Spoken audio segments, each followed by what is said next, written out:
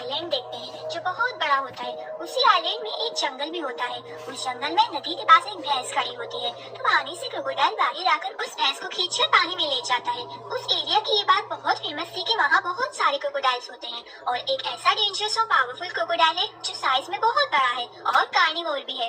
अब हम एक जर्नलिस्ट को देखते हैं जिसका नाम पीट होता है। वो कार्निवोर क्रोकोडाइल के बारे में रिसर्च करने उस आइलैंड पे जाता है।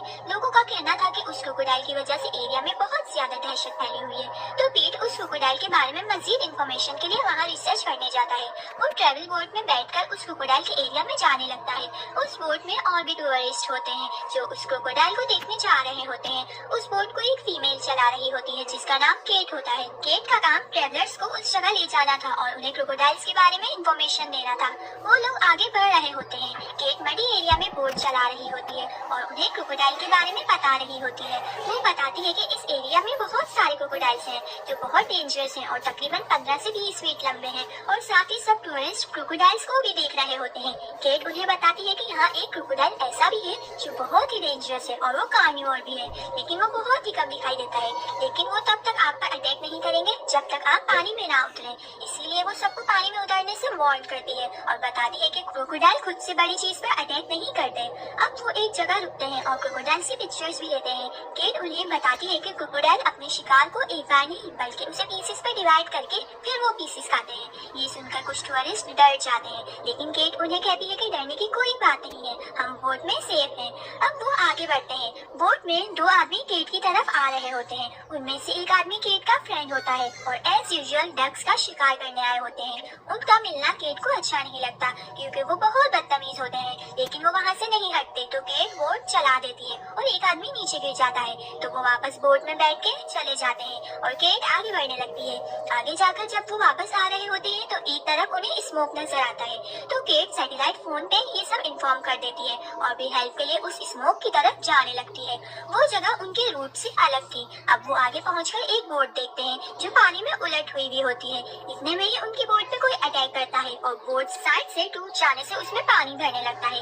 केट फौरन बोट स्टार्ट करके स्पीड में उसे किनारे तक ले जाती है और वो सब बोट से उतर जाते हैं। उनकी बोट डैमेज होने की वजह से वो यूजलेस हो जाती है। सब बहुत डर जाते हैं। केट सैटेलाइट फोन ऑन करती है, लेकिन वो कॉल कनेक्ट नहीं हो पाती। अब सब सोच रहे होते हैं कि यहाँ से बाहर कैसे निकला जाए। उनमें एक आदमी पानी की तरफ होता है, तो उसकी अचानक चीख की आवाज आती है। जब जब पीछे मुड़कर देखते हैं तो वो गायब होता है। इसका मतलब ये कि पानी में किसी चीज ने उसको खींच लिया है। अब केट सबको पानी से पीछे हटने को कहती है। वहीं केट के दो फ्रेंड्स आते हैं। केट उन्हें वहाँ से वापस जाने को कहती है। इतने में ही क्रोकोडाइल उन पर अटैक कर देता है और उनकी बोट उलट जाती है। एक आदमी तो बचकर बाहर आ जाता है, लेकिन दूसरे को क्रोकोडाइल ले जाता है।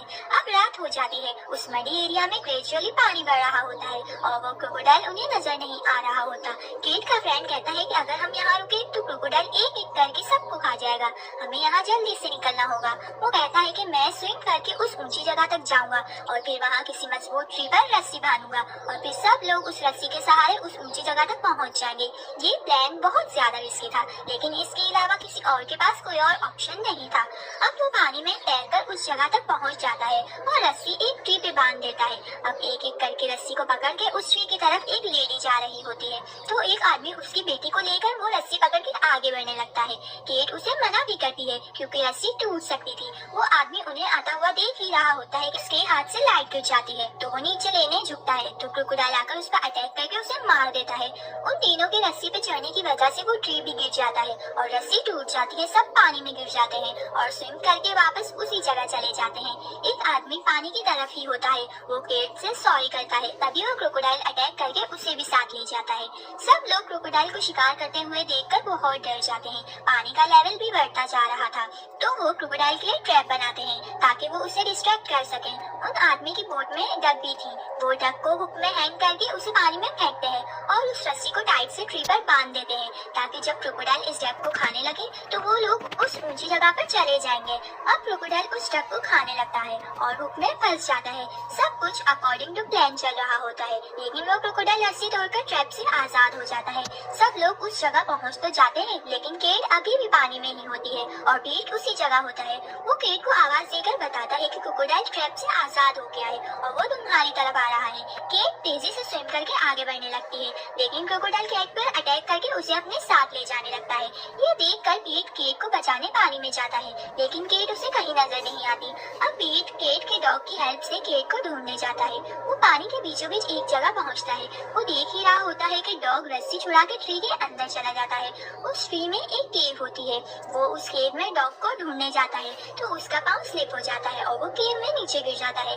उसे केट के फ्रेंड की डेड बॉडी मिलती है तो वो बहुत डर जाता है। पीट आगे बढ़ता है तो उसे डॉग नजर आता है। पीट डॉग के पास जाता है तो वहाँ केट बेहोश होती है। वो बहुत ही ज्यादा इंजर्ड कंडीशन में होती है। फिर डॉग बाहर चला जाता है तो उसकी आवाज आती है। पीट समझ जाता है कि ये क्रोकोडाइल का घर है। अब पीट केट को उठाकर एक जगह छुप जाता है। बाहर से क्रोकोडाइल अंदर आता है। पीट देखता है कि वो बहुत ही बड़ा क्रोकोडाइल है। उसके मुंह में केट का डॉग होता है। वो उसे भी खा जाता है और फिर वहाँ सो जाता है। पीट मौके का फायदा उठाकर वहाँ से जाने लगता है। वो पीछे मुड़कर देखता रहता है कि क्रोकोडाइल जाग न जाए। फिर अचानक पानी से आवाज आती है। वो पीछे देखता है तो वो क्रोकोडाइल वहाँ नहीं होता। पीट ये देखकर बहुत डर जाता है। जब वो आगे देखता है तो वो क्रोकोडाइल पानी से निकल कर उन पे अटैक करता है। तो पीट केट को लेकर ट्री की रूट्स में चला जाता है जहाँ क्रोकोडाइल नहीं आ सकता था, लेकिन क्रोकोडाइल उस रूट्स पर भी अटैक करने लगता है जिससे वो टूट सकती थी। तो पीट केट को वहीं लिटाकर खुद दूसरी जगह चला जाता है। क्रोकोडाइल भी उसके पीछे जाने लगता है। पीट एक रॉड उठाकर क्रोकोडाइल के पीछे हटाने की कोशिश कर रहा था,